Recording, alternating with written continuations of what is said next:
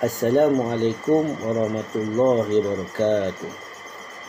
Syukur kita kepada Allah Ta'ala kerana Allah masih memberikan kita umur yang panjang, badan yang sihat, rezeki yang melimpah ruah, akal fikiran yang cerdas, kesihatan yang baik serta umur yang panjang. Jadi syukur juga kita kepada Allah Ta'ala kerana Allah masih memberikan kita peluang untuk kita bertemu di bulan Ramadan. Maka bila kita dah bertemu dengan bulan Ramadan, gunakanlah sebaik-baik yang mungkin. Kerana kita ni tak tahu adakah ajal kita ataupun umur kita panjang ke nak berjumpa dengan Ramadan pada akan datang. Maka kita tak tahu. Bila tak tahu, kita kena perbanyak-banyakkanlah amalan kita. Seolah-olah amalan yang kita lakukan ini seolah-olah esok tu kita nak mati. Bayangkan, esok dah tahu dah nak mati. Bagaimana kita punya amalan? Masih sikit. Sebab itu, kita buat amalan kita sebanyak-banyak mana yang boleh. Hanyalah kerana Allah Subhanahu Wa Taala mesti ikhlas.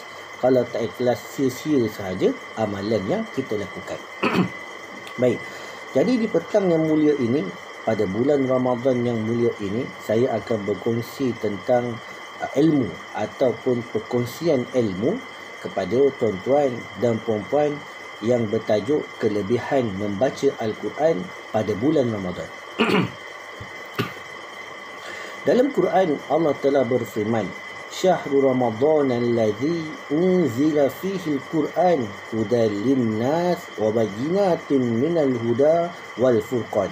Syahrul Ramadan alladhi, bulan Ramadan, di dalamnya turunnya Al-Quran. Hudan lin-nas, untuk memberi petunjuk kepada manusia. Wa bayyinatin minal huda, iaitu menjelaskan petunjuk kepada manusia. Wal furqan, iaitu membezakan yang benar ataupun yang salah. Maka Al-Quran ini mulia tuan-tuan kerana diturunkan pada bulan Ramadan, iaitu bulan yang mulia. Baik, antara kelebihan yang pertama tuan-tuan, kita membaca Al-Quran pada bulan Ramadan adalah Allah menggandakan pahala kita apabila kita ni membaca Al-Quran.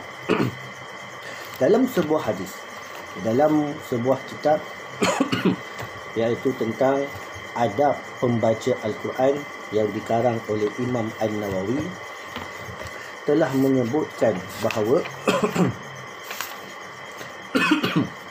Abdullah bin Mas'ud meriwayatkan dengan berkata, Rasulullah sallallahu alaihi wasallam telah bersabda, Man qara'a harfan min kitabillahi ta'ala falahu bi hasanah wal hasanatu bi ashri amsalha la aqulu alif lam mim harfun walakin alifun harfun wa lamun harfun wa mimun harfun.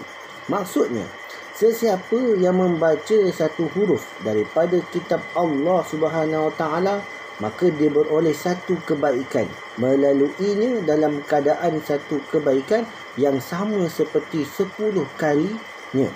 Aku tidak mengatakan alif lam mim itu satu huruf, tetapi alif satu huruf, lam satu huruf dan mim satu huruf. Bayangkan tuan-tuan, dalam sebuah hadis Nabi Muhammad SAW ini mengatakan, kalau kita baca satu huruf Quran, Allah berikan 10 kali ganda pahala satu huruf. Tuan-tuan bayangkan, kita baca Bismillahirrahmanirrahim, ada berapa banyak huruf dalam tu? Allah menggandakan pahala kita. Lebih-lebih lagi kita baca pada bulan Ramadan yang mulia. Tetapi tuan-tuan, orang-orang kita, ada setengah manusia ini, dia tak nampak kelebihan ini. Dia tak nampak, dan dia tak baca, dan dia tak buat.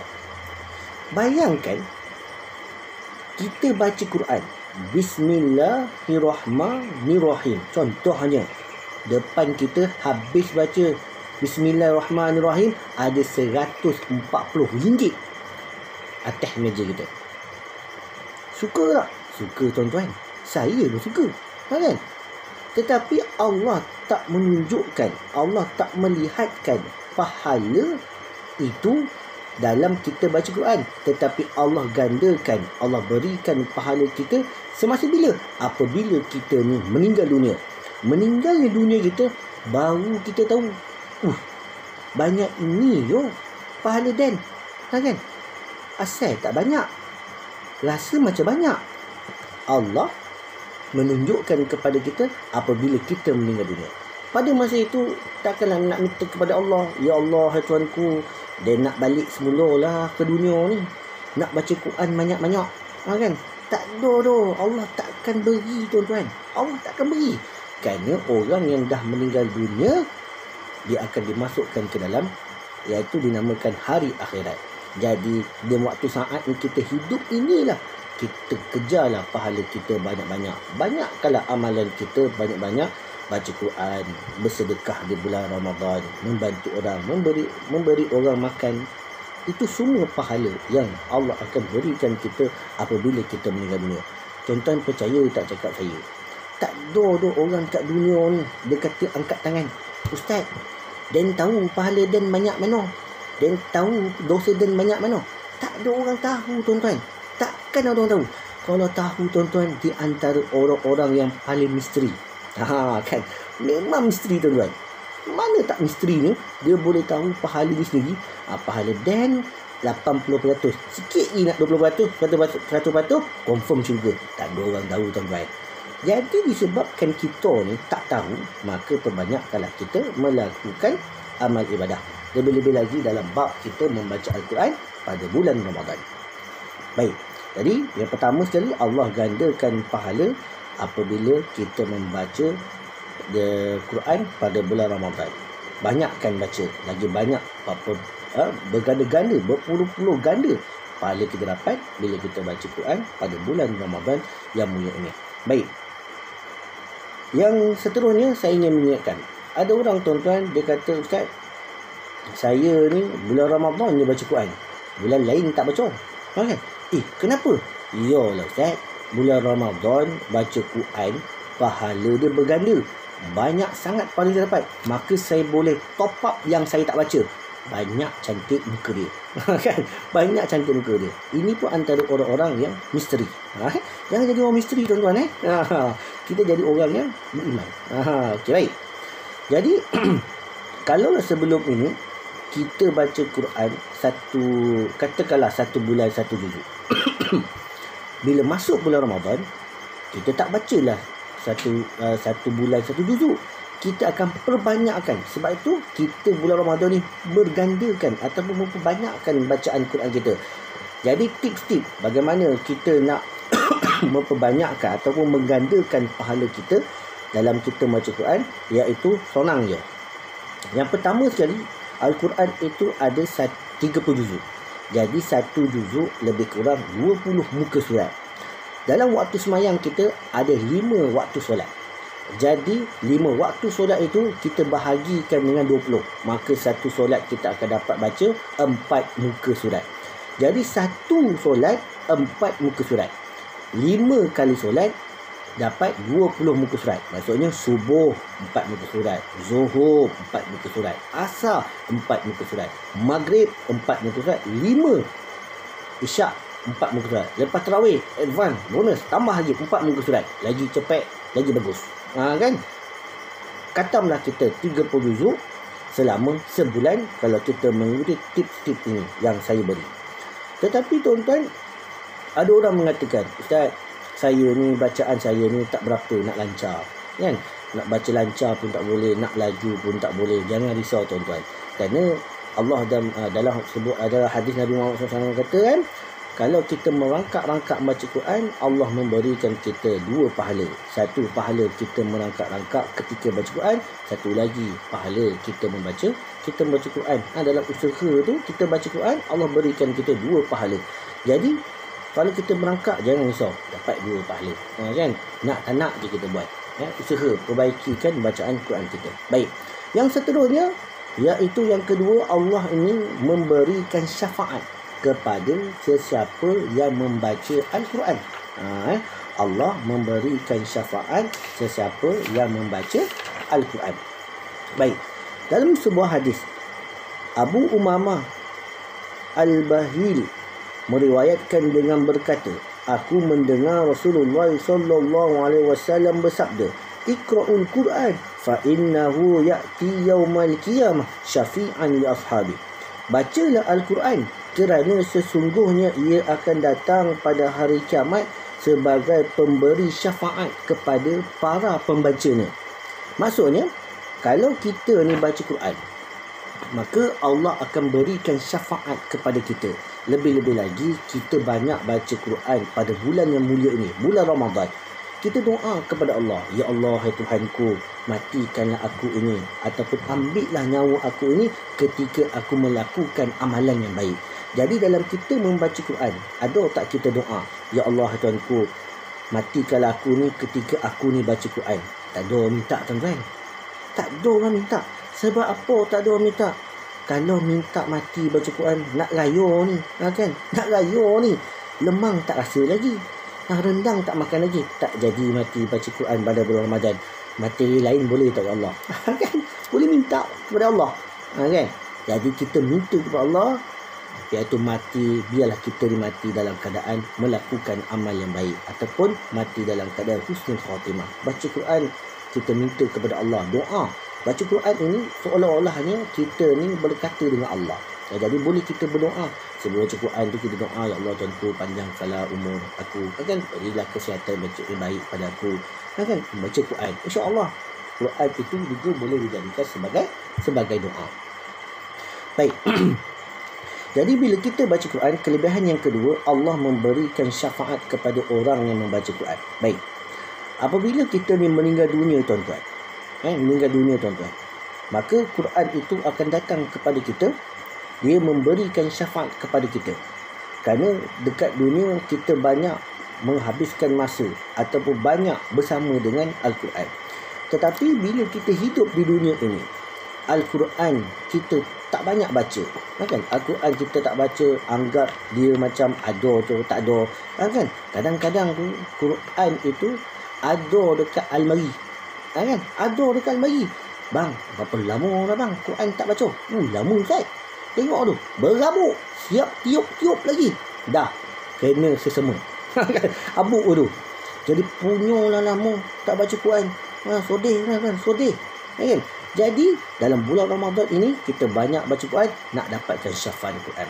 Kalau kita meninggal di dunia, tuan-tuan, kita kata, wahai Allah, Tuhanku, nak syafaat Quran. Quran pandang kita pada hari akhirat dalam keadaan dia tak nak layan kita. Apa aku nak tolong? Sampai dia kata, apa aku nak tolong kamu? Kan? Sedangkan dalam dunia kamu abaikan Quran, bila mati aku akan abaikan kamu. Kan? Itu antara, kalau kita fikirlah, Quran akan mengabaikan kita. Sebab itu, tuan-tuan, dalam bulan Ramadan yang bulan ini ataupun bulan-bulan yang lain, banyaklah baca Quran. Banyak kelebihan yang ada pada bacaan Quran. Yang seterusnya, tuan-tuan, apabila kita baca Quran bukan setakat baca saja, maka malah kita kena bertadabbur ataupun kita baca tafsir dia, apa yang nak disampaikan oleh Allah itu kepada kita. Bukan setakat kita membaca saja, tetapi kita mendalami apa yang Allah nak maksudkan kepada kita. Itu lebih baik. Jadi bulan Ramadan ini, pastikan kita jadikan diri kita ni antara orang yang berbanyakkan baca Quran. Jangan jadi sebagai seorang hamba Allah ataupun seorang manusia, bila dia habis baca Quran, bila habis dia, contohnya 15 Ramadan dah khatam 3 juzuk, Ramadan yang ke-16 tak baca dah Quran. Tanya tu, bang, kenapa tak baca Quran bang? Ustaz, dan dah khatam Ustaz, 30 juzuk dan khatam. Amboi, awal khatam. Mestilah awal, kan? Saya antara orang yang hebat boleh baca Quran. Oh, belagak lah tu. Kan? Air lain tak payah baca Quran, kan? Cukup tu khatam sekali, banyak cantik muka dia. Baca Quran bukan sekali khatam setahun, bukan sekali je khatam semua, bukan, banyak kali khatam. Betul, bulan Ramadan perbanyakkan baca Quran daripada bulan-bulan yang lain. Kan, banyakkan baca Quran. Jangan pula lepas khatam ni dah tak baca dah, kan? Sekali semak bacaan dia, Masya Allah. Kan? Macam mana dia boleh baca macam ni khatam, kan? Tajwid tunggang terbalik, makraj huruf entah ke mana, kan? Waqaf, wasal, main belasah je, tak ada nilai. Kita baca Quran biar ada kualiti, Bukan nak kejar 30 juzuk khatam tadarus habis, bukan. Itu bukan matlamat kita. Yang dapat 3 juzuk alhamdulillah lah.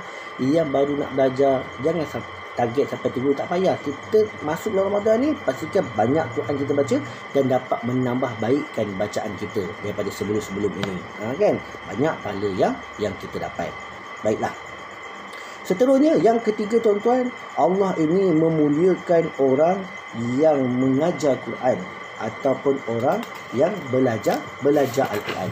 Dalam sebuah hadis Nabi Muhammad sallallahu alaihi wasallam, khairukum man ta'allama al-Qur'ana wa 'allamah. Sebaik-baik orang dalam kalangan kamu adalah orang yang mempelajari Al-Quran dan mengajarkannya. Baik.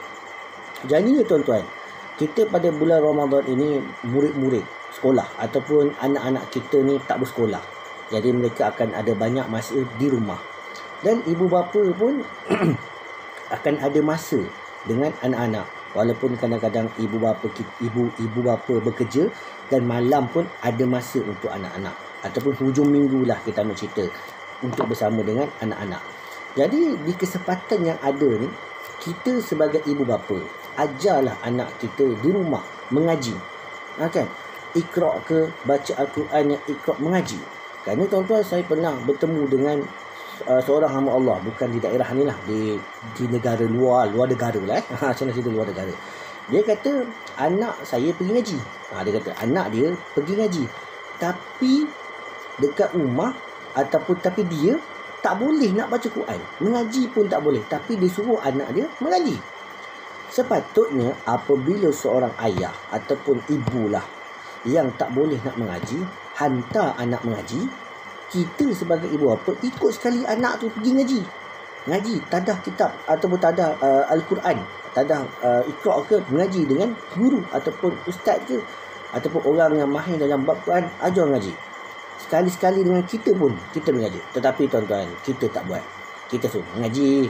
Suruh anak kita, bang ngaji bang, kakak pergi ngaji tak? Sekali anak tanya, ayah tak ngaji ke? Kan? Dia kata tak apa, ayah dah tua dah. Kan? Tak payah ngaji, kau muda lagi ngaji. Bukan macam tu. Kerana anak itu, dia akan melihat mak ayah dia sebagai role model. Kalaulah mak ayah dia sendiri tak boleh ngaji, dia akan cakap, tak payah ngaji Ustaz. Mak ayah saya pun tak nak ngaji.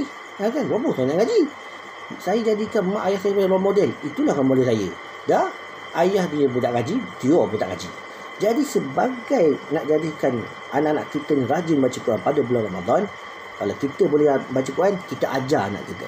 Kan? Kalau kita tak boleh baca Quran, kita sama-sama anak kita pergi belajar. Jangan buat alasan bila meninggal dunia tak boleh baca Quran. Bahaya tuan-tuan. Meninggal dunia yang tak boleh baca Quran sangat bahaya. Kan? Takut-takut kita ni tuan-tuan masuk dalam api neraka. Takut-takut tuan-tuan. Jadi pergilah. Dia kata apa? Ustaz, kalau saya pergi, saya umur Ustaz. Kalau saya pergi Ustaz, umur saya 50. Kalau saya pergi sana, budak-budak tu peli saya. Atuk tua-tua pun tak boleh ngaji. Kan? Ustaz, malu saya Ustaz. Turun balik. Tak datang dah. Malu dengan Allah ke nak malu dengan diri sendiri ke?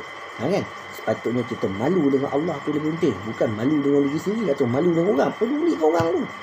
Yang penting kita nak belajar Al-Quran.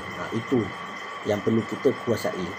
Belum terlambat lagi. Selagi umur kita panjang, Allah masih lagi berikan kita kesihatan yang baik. Kejarlah pembacaan Al-Quran.